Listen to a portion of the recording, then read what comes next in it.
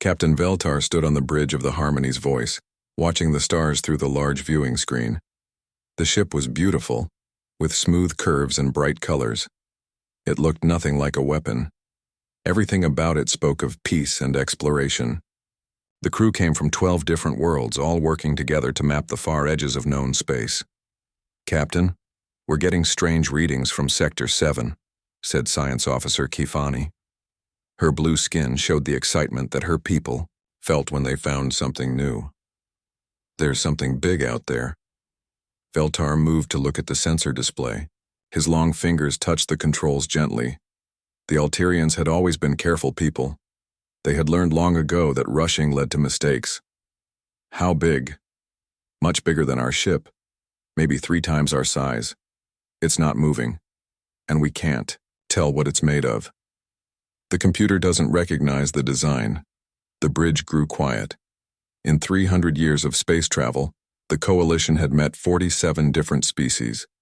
They had seen thousands of different ship designs. When the computer couldn't recognize something, it meant they had found something completely new.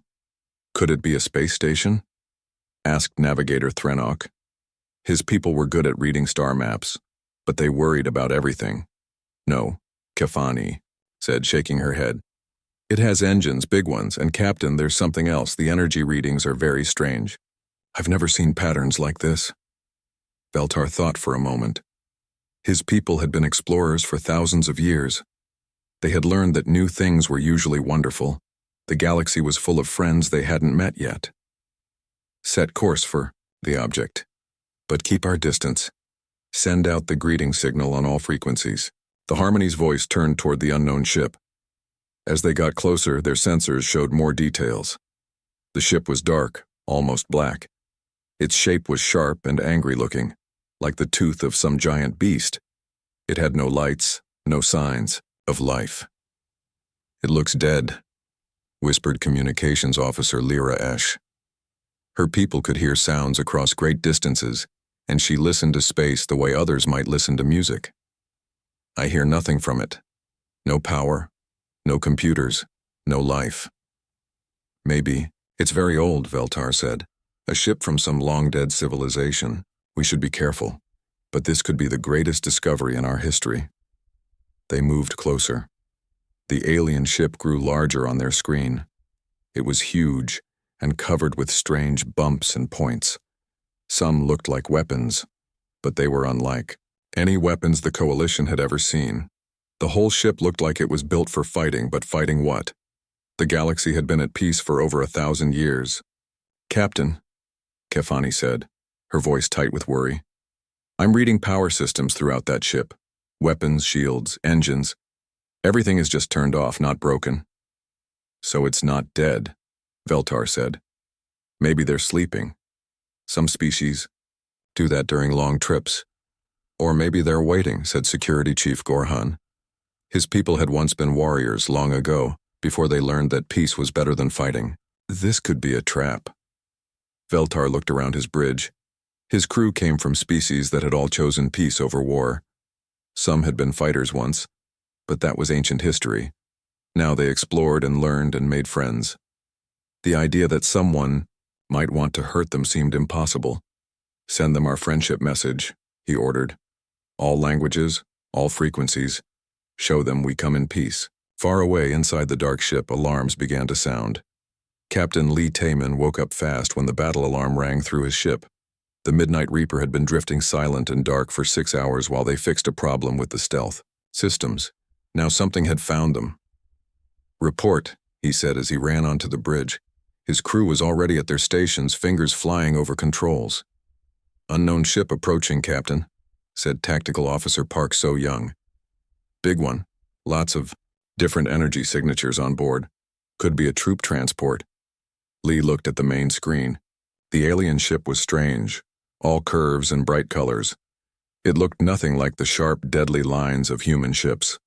But looks could lie. How many life forms? Hard to tell. At least 50, maybe more. Different species, by the look of the bio readings. "Multiple species on one ship," said Engineer Kim Dong-woo from his station. "Either they're really good friends or someone's collecting prisoners." Lee's jaw tightened. Humans had learned long ago what it meant when different species were forced onto the same ship. It usually meant slavery or worse. Weapons? Scanning now, So Young said. They have some kind of energy systems, but they're not like anything in our database. Could be new weapon tech. Sir, said Communications Officer Yoon Hee-jin, they're sending us signals.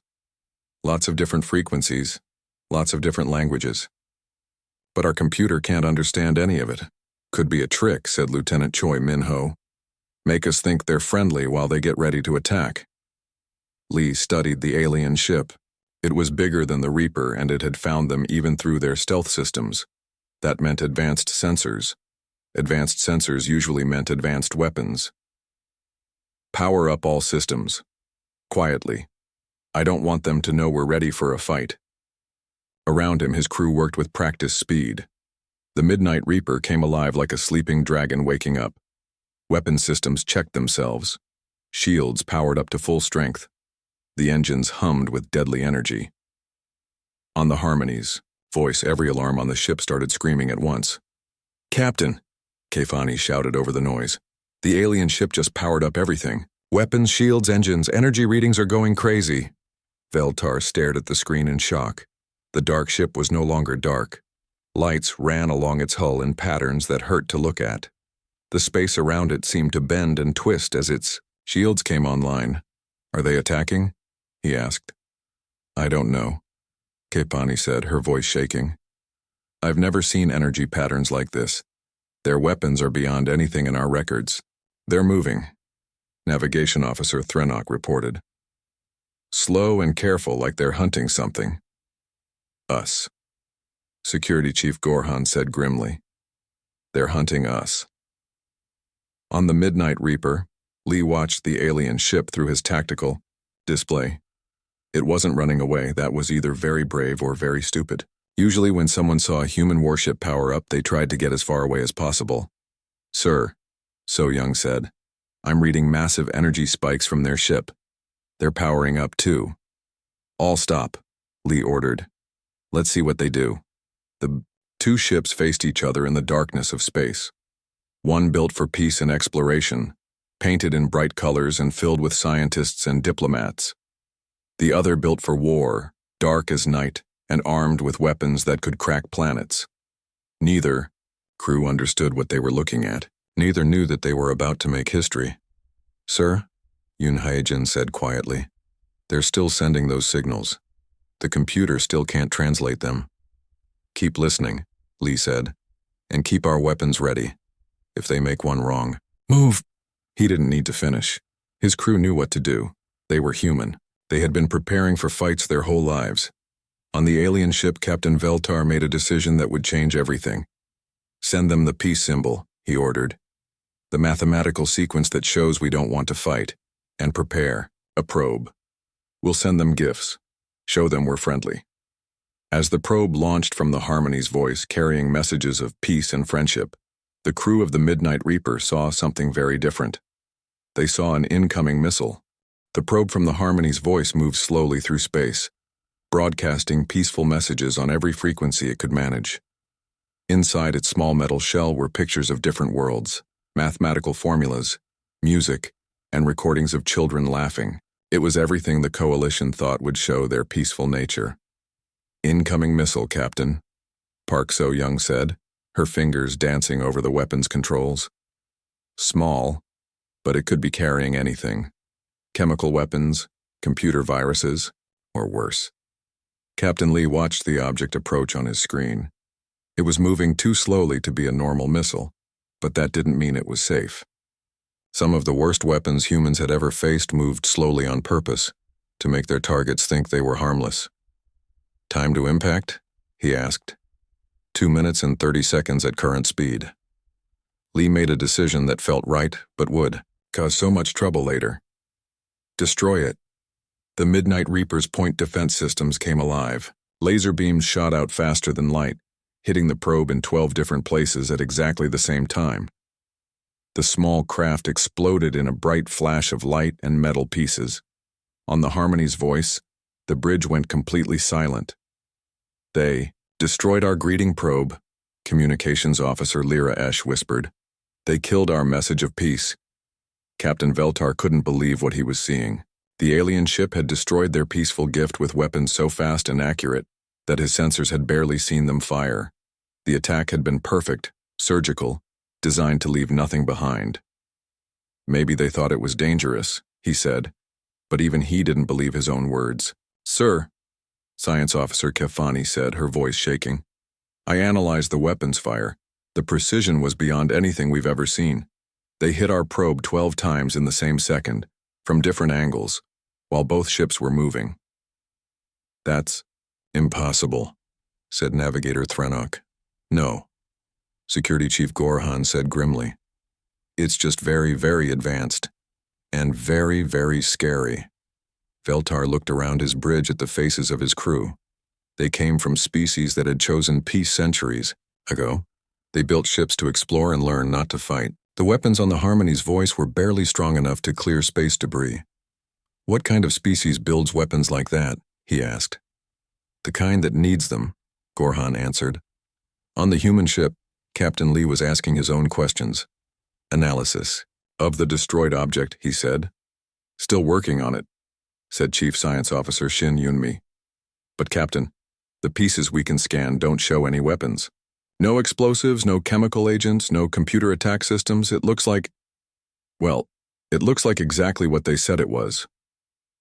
A message.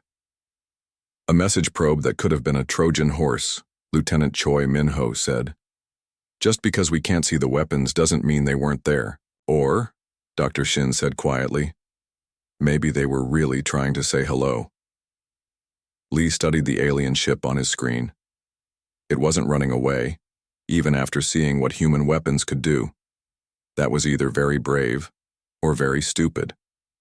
In his experience, brave and stupid often look the same from the outside. Sir, Tactical Officer Park So-young said, they're sending more signals. Different patterns now. The computer is trying to translate them. Any luck? Communications Officer Yoon Hye-jin shook her head. Nothing that makes sense. But Captain, the emotional analysis software is showing something interesting. The signals show patterns that our AI thinks might be fear. Fear? Engineer Kim Dong-woo looked up from his controls. If they're scared, why don't they run? Maybe they can't, Lee said. Maybe their ship is damaged. Or maybe, Dr. Shin suggested, they're too scared to move. Maybe they think running would make us chase them. Lee thought about that. Humans were predators. They did tend to chase things that ran from them. It was built into their nature, after millions of years of hunting to survive. Keep monitoring their signals, he ordered, and keep our weapons ready. If they're really peaceful, they'll prove it. If they're not, he didn't need to finish. On the Harmony's voice, Captain Veltar was trying to understand what they had found. The alien ship was a mystery wrapped in dark metal and scary weapons. Send them the surrender signals, he decided. Captain? Security Chief Gorhan looked shocked. If they're hostile, maybe showing them we give up will keep them from attacking. If they're not hostile, maybe they'll understand we don't want to fight. Sir, Science Officer Kepani said, we're getting detailed scans of their ship now. The results are troubling. Show me. The main screen filled with a technical readout of the alien vessel. Even though Veltar wasn't a military expert, he could see that the ship was built for one purpose, fighting. Every line, every surface, every system was designed to hurt other ships and keep from being hurt in return. Look at the armor. Kefani pointed to different sections of the display. It's not just thick, it's smart armor. It can change and adapt to different kinds of attacks, and the weapons. Captain, I count at least 40 different weapon systems. Some of them are so advanced I can't even guess what they do. 40 weapons? Navigator Threnok's voice cracked. Our entire ship has 3 defensive lasers. It gets worse, Kefani continued. The power systems show this isn't even a big warship. The energy pattern suggests this is a small, fast ship. Maybe a scout or a courier. The bridge went quiet again as everyone thought about what that meant. If this was a small ship, what did the big ones look like? What kind of galaxy do they come from? Veltar whispered. On the Midnight Reaper, Chief Science Officer Shin Yun-mi was asking the same question about the aliens. "Captain, I've been analyzing their ship," she reported. "It's fascinating and completely wrong." "Wrong how?" "It's built for exploration, not combat. The hull is designed to be beautiful, not protective. They have sensors that could map an entire star system, but their shields are barely strong enough to stop space dust." "Sounds like a trap, Engineer," Kim Dong-woo said. "I don't think so," Dr. Shin replied. "Look at this." She put a technical display on the main screen. "They have living areas for dozens of different species, libraries, art galleries, even what looks like parks inside the ship. This isn't a warship pretending to be peaceful. This is actually a peaceful ship." "Then why did they approach us?" Captain Lee asked. "Any smart captain would run from an unknown warship." "Maybe they don't know we're a warship," Communications Officer Yoon Hye-jin suggested. "Maybe where they come from, ships don't carry weapons." Everyone on the bridge looked at her like she had said something crazy. "A galaxy without weapons?" Lieutenant Choi Min-ho shook his head. "That's impossible. There are always predators. Always someone who wants to take what others have. Unless," Dr. Shin said slowly, "they got rid of all the predators a long time ago." Captain Lee thought about that. Humans had tried to get rid of their predators too. But every time they thought they had won, new predators showed up. Other humans usually, who decided that taking was easier than building. "Sir," Yoon Hye-jin said, "I'm getting something new from them. The computer thinks they might be trying to surrender." "Surrender?" Lee looked at the alien ship again. It was still there, still not running, still sending signals. "To us?" "The patterns match what our psychological warfare programs identify as submission signals. They're trying to show us they won't fight back." Lee felt something cold in his stomach. These aliens thought humans were about to attack them. They were so scared that they were giving up without even trying to fight. What kind of monsters did that make humans look like? "Keep monitoring," he ordered. "And start working on those translation programs. I think we need to talk to them." But neither side knew that their computers were working against them. The Coalition's Universal Translator was designed for species that thought about peace and cooperation. The human translation systems were built to understand threats and tactical information. When the aliens sent messages of peace, the human computers looked for hidden military meanings. When the humans sent careful questions, the alien computers tried to find peaceful intentions that weren't there. Both ships continued to circle each other in the darkness, each crew growing more confused and frightened with every passing minute. The dance began slowly. Captain Lee ordered his ship to move in a wide circle around the alien vessel. The Midnight Reaper moved like a shark, smooth and deadly, never showing the same side to the enemy for more than a few seconds. It was basic, human military doctrine. Never let your opponent get a clear shot at your weak spots. On the Harmony's voice, the crew watched in growing terror as the alien warship circled them like a predator choosing the best place to strike. "They're hunting us," Security Chief Gorhan said, his voice tight with fear. "Look at how they move, like a wolf around a wounded deer." Captain Veltar tried to stay calm, but his hands shook as he gripped his command chair. "Maybe they're just being careful. Maybe they don't trust us yet." "Captain," Science Officer Kafani called out, "I'm losing track of them." On the main screen, the alien ship seemed to flicker and fade. Sometimes it was there, sharp and clear. Other times it almost disappeared like a shadow that wasn't sure if it wanted to exist. "Stealth technology," Navigator Threnok whispered. "They can make themselves invisible." The Coalition had heard stories of such technology, but had never seen it. Why would anyone need to hide their ship unless they were planning to attack? Peace-loving species didn't sneak around in the darkness. "Sir," Kafani continued, "when I can scan them, the readings are incredible. That ship can move 3 times, faster than us, maybe 4 times, and when they engage their stealth systems, our sensors can barely find them." Veltar felt ice in his veins. They were trapped. The alien ship could attack from any direction, at any time, and the Harmony's voice would never see it coming. On the human ship, Chief Engineer Jung Kyung-ho was pushing their systems to maximum efficiency. The Midnight Reaper was showing off, and he wanted to make sure they looked as dangerous as possible. "Stealth systems at 90%, he reported.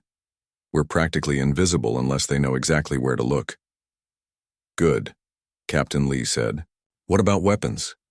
"All systems ready. We could take out their engines, their weapons, their life support, or their main reactor." "Whatever you want, Captain." Tactical Officer Park So-young studied the alien ship on her displays. "Sir, I've been analyzing their movement patterns. They're not trying to get away, and they're not trying to get into attack position. They're just sitting there. Like bait in a trap," Lieutenant Choi Min-ho suggested. "Or like someone who doesn't know how to fight," Dr. Shin Yoon-mi said quietly. Captain Lee looked at the science officer. "Explain." "Look at their ship design again. Everything about it is wrong for combat. They have huge windows that would shatter under weapons fire. Their engines are exposed and unprotected. Their hull is pretty, but it's not armored. So they're stupid," Engineer Kim Dong-woo said. "Or they come from a place where no one fights," Dr. Shin replied. "Captain, what if they've never seen a warship before? What if we're the first predator species they've ever met?" The bridge went quiet as everyone thought about that. Humans had grown up in a galaxy full of dangers.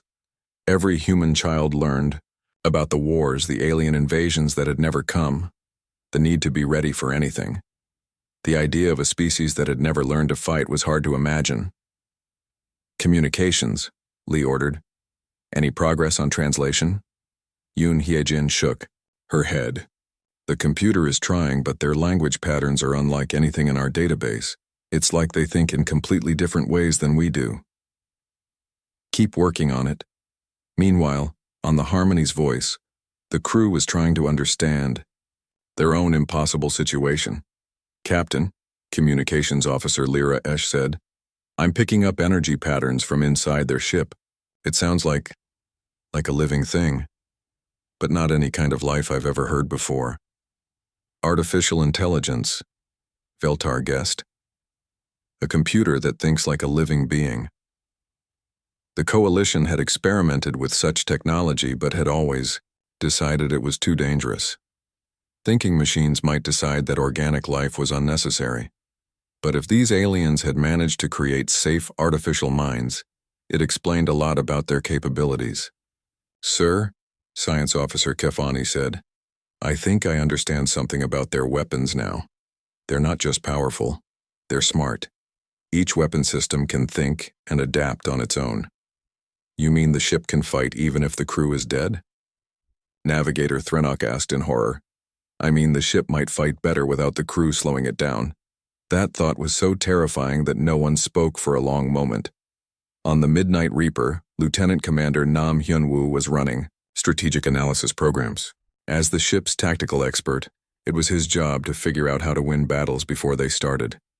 "Captain," he reported, "I've been studying the alien vessel.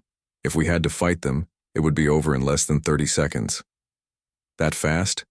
"Their weapons are advanced, but they're designed for scientific work, not combat. Their shields could maybe stop an asteroid, but not a military-grade plasma torpedo. One shot to their reactor and they're dead in space." Captain Lee nodded, but he didn't feel good about it. Humans had spent thousands of years learning to fight, building better weapons, developing new ways to kill their enemies. These aliens seemed to have spent the same time learning to explore and discover and build beautiful things. "Sir," Dr. Shin said, "I'm reading massive data transmissions from their ship. They're recording everything about us." "Battle plans?" "No, sir. Scientific data. They're studying our hull composition, our energy patterns, our weapon signatures. Like we're some kind of fascinating discovery." "We are," Communications Officer Yoon Hye-jin said suddenly. Everyone looked at her. "Captain, I think I'm starting to understand part of their language. They keep using the same word over and over. I think it means first or new or maybe never before seen." "They've never seen anything like us," Lee realized. "And Captain," Yoon continued, "there's something else. The emotional analysis programs are showing fear, yes, but also excitement. Like they're scared but also amazed. Like scientists who found something incredible but dangerous, Dr. Shin added. Captain Lee made a decision. Reduce stealth to 50%. Let them see us better. And slow our circling pattern. Maybe if we look less threatening, they'll calm down enough to talk. As the Midnight Reaper became more visible and slowed its predatory circling, the crew of the Harmony's voice felt a tiny bit of relief. Maybe they don't want to fight, Captain Veltar said hopefully. But Science Officer Kepani was studying new readings from the alien ship. Captain, even at reduced stealth I can barely track them. And sir, I think that ship is just playing with us. What do you mean? The power readings show they're only using a small part of their capabilities. Like a grown adult being gentle with a child. They could move 10 times faster, hit 10 times harder, disappear completely if they wanted to. They're holding back. But why? Security Chief Gorhan had the answer, and it chilled everyone on the bridge. Because they don't need to use full power to destroy us. We're so weak compared to them that they don't even need to try. The two ships continued their careful dance in space. One built by a species that had conquered their own violent nature and turned to peaceful exploration. The other built by a species that had never stopped being predators even as they reached for the stars. Neither understood the other, but both were beginning to realize that this meeting would change everything. On the human ship, Captain Lee stared at the alien vessel and wondered what kind of galaxy his people were about to enter. On the alien ship, Captain Veltar stared at the human vessel and wondered if the peaceful galaxy he knew was about to end forever. The breakthrough came from the youngest member of either crew. Beiji Wan had been working for 18 hours straight in the Midnight Reaper's communication center. She was only 23 years old, fresh from the academy, and this was her first deep space assignment. While the senior officers argued about threats and tactics, she did what young people often do. She ignored the rules and tried something new. Instead of using the military translation programs, Ji-won pulled up the cultural analysis software. Instead of looking for hidden military meanings in the alien signals, she looked for patterns that showed how these beings thought about the world. Captain Lee, she called over the comm system, her voice shaking with excitement and fear. I think I've found something important. Captain Lee arrived in the communications center within minutes, followed by Dr. Shin and several other officers. Show me, he said. Ji-won's screen was covered with wave patterns and mathematical formulas. Sir, I've been analyzing their transmissions differently. Instead of looking for tactical information, I looked for emotional content and basic concepts. And, Captain, they're not trying to fight us, they're trying to surrender to us. But not military surrender. They're trying to show us they submit to our authority because they think we're more advanced than they are. Dr. Shin leaned forward to study the patterns. Are you sure? Yes, ma'am. Look at these frequency modulations.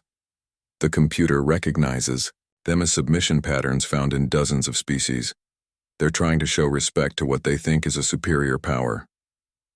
Captain Lee felt his stomach drop. They think we're going to conquer them. It's worse than that, sir, Ji-won continued. I've been cross-referencing their transmissions with our xenopsychology databases. I think they come from a galaxy where the strongest species protects the weaker ones. They're not just surrendering. They're asking us to be their protectors. They want us to rule them? Communications Officer Yoon Hye-jin had joined them and was staring at the displays in shock. I think so. And sir, there's something else. I've managed to translate a few of their basic concepts. They keep mentioning something that translates as the long peace or the great quiet. I think their entire civilization has been peaceful for a very long time. Dr. Shin pulled up her analysis of the alien ship. That matches what I've been seeing. Their technology is incredibly advanced, but none of it is designed for fighting. They've spent all their development time on exploration, science, and art. Captain. Lee walked to the viewing port and stared out at the alien ship. It hung in space like a beautiful flower, all curves and gentle colors. Everything about it spoke of beings who had chosen to build rather than destroy. How long is a very long time? He asked. Ji-won checked her translations. Based on their references, I think over 1,000 years, sir. Maybe longer. 1,000 years of peace, Dr. Shin whispered. Can you imagine what a civilization could accomplish with 1,000 years of no war? They could all see it in the alien ship, advanced beyond human understanding, but helpless as a baby against any real threat. Sir, Jiwan said quietly, I think I can send them a basic message now, something they might understand. Do it. Tell them we're not here to hurt them. On the Harmony's voice, communications officer Lyra Esh suddenly sat up straight. Captain, I'm getting something new from the alien ship. Captain Veltar rushed to her station. What kind of something? It's basic mathematical concepts, but arranged in patterns that suggest, oh, by the sacred stars, Captain, I think they're trying to say they don't want to fight us. The bridge erupted in excited voices as the crew gathered around Lyra Esh's station. Are you certain? Veltar asked. The patterns are primitive, but clear. Mathematical proofs of non-aggression. Basic friendship algorithms. Captain, they're trying to talk to us like we're children who need simple explanations. Children? Security Chief Gorhan frowned. Or primitives they think can't understand complex ideas. Does it matter? Science Officer Kefani asked. They're trying to communicate peacefully instead of just shooting us. That's progress. Veltar made a decision that would echo through history.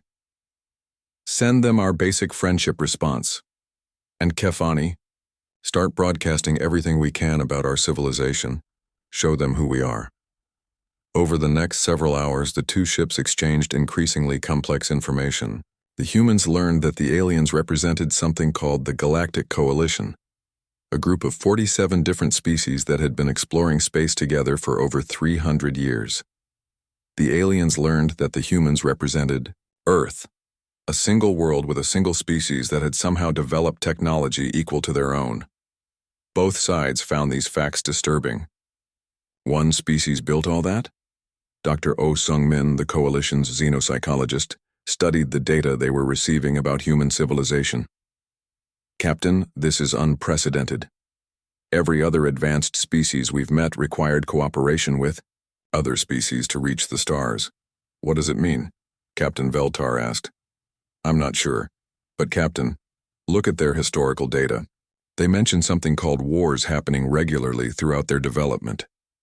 I think they learned to fight before they learned to cooperate. The bridge of the Harmony's voice went quiet as everyone thought about that. On the human ship, the crew was having their own disturbing realizations. 47 species working together. Lieutenant Choi Min-ho shook his head in disbelief. How is that possible? Someone always wants more power, more resources. Maybe they figured out how to share, Dr. Shin suggested. Or maybe, Captain, Lee said grimly, someone made them share, someone strong enough to force peace on everyone else. But sir, Jiwan said, looking up from her translation work, I don't think that's what happened. From what I can understand, they seem to have chosen peace voluntarily. All of them. All 47 species just decided to stop fighting? Engineer Kim Dong-woo looked skeptical. At the same time? Not at the same time, Ji-won corrected. Over centuries. But once they started working together, they never went back to fighting. Captain Lee studied the information streaming in from the alien ship. Star maps showing hundreds of worlds, all peaceful, trade networks spanning entire star systems, scientific discoveries that had taken centuries of cooperation between multiple species, and nowhere in any of it did he see anything that looked like a military. Ji-won, he said slowly. Ask them about their defenses. How do they protect themselves from hostile species? The young communications officer sent the query and waited for a response. When it came, her face went pale. Captain, they don't understand the question. I've tried asking it 6 different ways, and they keep asking what we mean by hostile species. They don't know what hostile means. They know the concept, but they don't understand why anyone would be hostile to them. Sir, I think they've never met a species that wanted to hurt them. Dr. Shin pulled up the galactic maps the aliens had sent. Look at this. Their territory covers maybe a quarter of this galaxy. Hundreds of star systems, thousands of worlds, and according to their data, it's all peaceful. All of it? Every single world, Captain. No wars, no conflicts, no violence between species. They've built a civilization based entirely on cooperation and mutual benefit. Captain Lee felt a chill run down his spine. What happens when they meet a species that doesn't want to cooperate? Based on their reaction to us, Lieutenant Commander Nam Hyunwoo said quietly, I think they just submit and hope for the best. They're sheep, Engineer Jang Kyung-ho said bluntly. A whole galaxy full of sheep and they've never met a wolf. Until now, Captain Lee said. He looked around his bridge at the faces of his crew. They were good people, but they were human. They came from a world where strength mattered, where the ability to fight determined who survived. Even in their peaceful moments, humans were predators, and now they had found a galaxy full of prey. Sir, Ji-won said softly, they're asking us about Earth. They want to know about our civilization, our history, our technology. What are you telling them? Basic information, population, star system, general tech level. But sir, they're also asking about something else. They want to know about our military. What did you tell them? Ji-won looked uncomfortable. Nothing yet, sir. I wasn't sure how to explain that we have one. Captain Lee thought about that. How do you explain war to people who had forgotten it existed? How do you tell someone that your entire species had spent thousands of years learning to kill each other more efficiently? Tell them the truth, he decided. But gently, very gently. As Ji-won began composing a message that would shatter the innocence of an entire galaxy, both ships continued their careful dance in space. But now it was no longer the dance of predator and prey. Now it was the dance of two civilizations trying to figure out how to exist in the same universe. The message that changed everything was only 57 words long. Earth history includes many conflicts between groups of humans. We developed weapons and military forces to protect ourselves from other humans who wanted our resources or land. We built this ship to explore space safely, in case we met others who might want to harm us. We hope for peace, but we prepare for war. When Communications Officer Lyra Esch translated those words for the crew of the Harmony's voice, the bridge fell into complete silence. Captain Veltar read the message 3 times before he spoke. They fight their own species? That's what it says? Lyra Esch confirmed, her voice barely a whisper. But why? Science Officer Kefani asked. If they're all the same species, why would they hurt each other? Dr. Oh Sung-min, the ship's xenopsychologist, was frantically checking his databases. I'm searching through records of every species we've ever met. Captain, I can find examples of competition between members of the same species, but never organized. Violence, never war. What kind of world creates people who fight their own kind? Navigator Threnok wondered. Security Chief Gorhan had been studying the tactical implications of what they had learned. A hard world, a dangerous world, a world where only the strong survive. Captain Veltar looked at the human ship on his screen. It no longer seemed like a mysterious alien vessel. Now it looked like exactly what it was. A weapon built by weapons, carrying beings who had learned to survive by being more dangerous than everything else around them. Send them a response, he decided. Ask them why they stopped fighting each other. On the Midnight Reaper, Bei Ji-won received the alien question and felt her heart sink. Captain, she called, they want to know why we stopped having wars. Captain Lee, who had been reading reports about coalition technology, looked up with confusion. Stopped? Who said we stopped? The bridge went quiet. Sir? Ji-won asked carefully. We didn't stop having wars, Ji-won. We just got better at them. The last major conflict ended only 15 years ago. We have peace treaties with most of Earth's nations, but we still have military forces ready for the next conflict. Dr. Shin, Yunmi looked shocked. Captain, we can't tell them that. If they think we're still an actively military species, they need to know the truth, Captain Lee said firmly. Ji-won, tell them that humans still have conflicts, but we try to solve them peacefully when possible. Tell them we built ships like this because we don't know what's waiting for us in space. Sir, that's going to terrify them. Good. Fear might keep them alive. When the coalition crew received humanity's response, Dr. Oh Sung-min had to sit down. They still fight, he said in disbelief. Not ancient history. Not something they evolved past. They still fight each other right now. A species at war with itself, Captain Veltar said slowly. And they've reached the stars anyway. Captain, Science Officer Kefani said, I've been analyzing their ship designs based on the technical data they've shared. Every system has backups. Every backup has backups.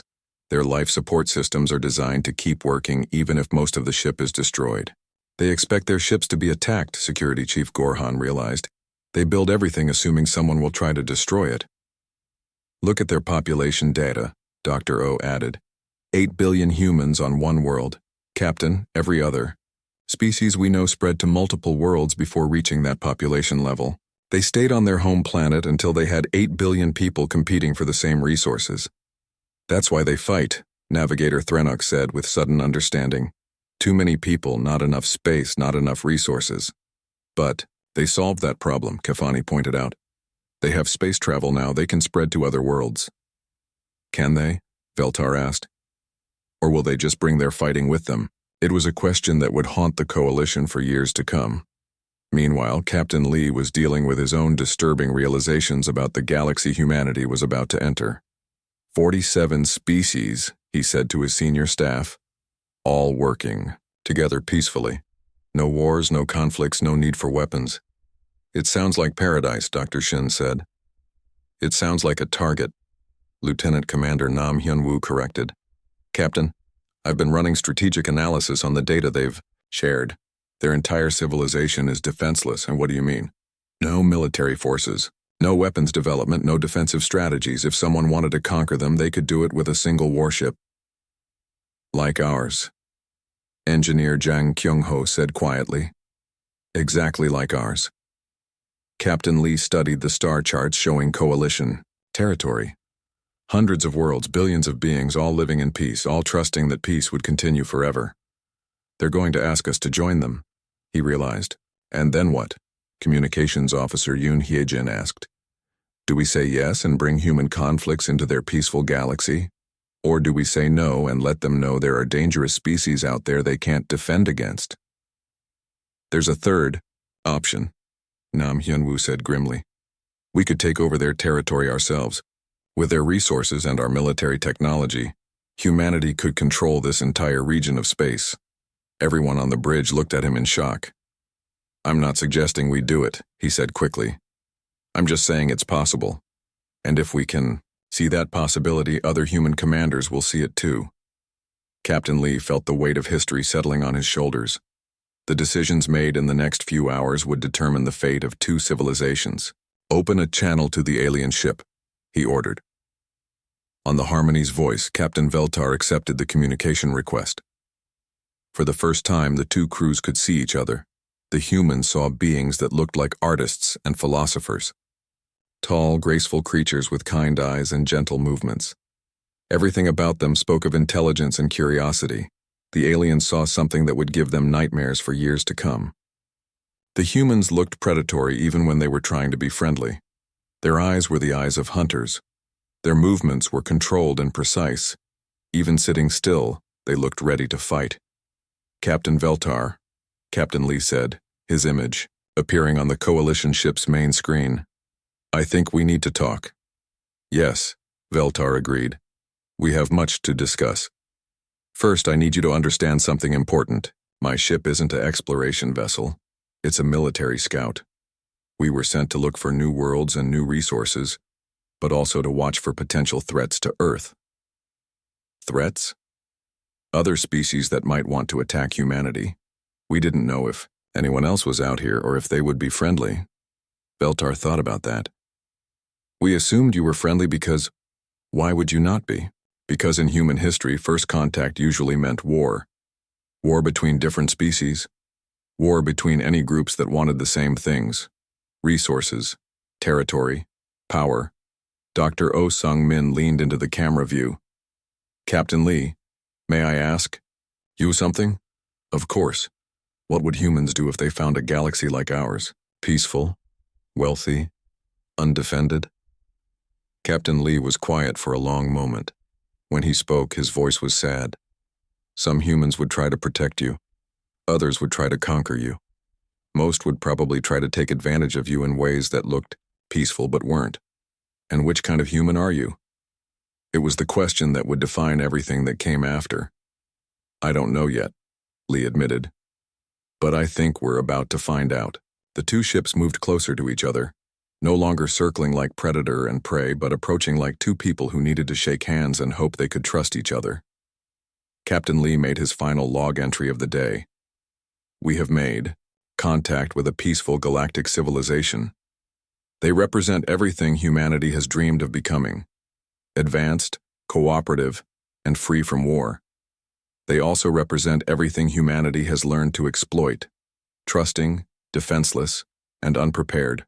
For predators like us, we are no longer alone in the universe, but I'm not sure the universe is ready for us. Recommend immediate diplomatic contact with coalition leadership.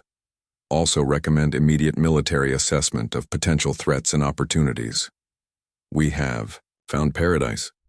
The question is whether we'll protect it or destroy it. One thing is certain. After today, nothing will ever be the same. As the two ships prepared to escort each other to their home territories, neither crew knew they were about to introduce two incompatible ways of thinking to each other. The coalition would learn that the universe was far more dangerous than they had ever imagined. Humanity would learn that they might be the most dangerous thing in it.